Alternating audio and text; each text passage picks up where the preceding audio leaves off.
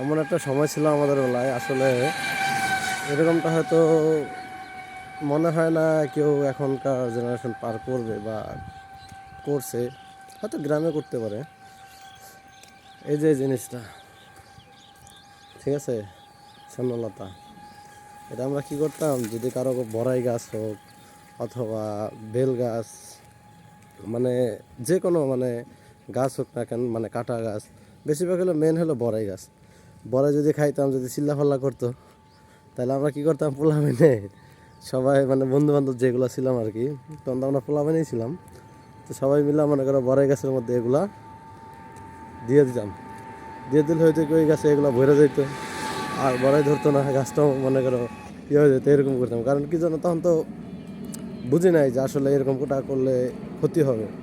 তখন ভাবছি এটা একটা মজা, আমাকে বড়াই খাইতে দেয় নাই, থাম তোর বড়াই গাছ আমরা আলোগুলোতে দিয়ে ভরে দিব। তো ঠিক আছে, ভিডিওটা ভালো লাগলে লাইক করবেন।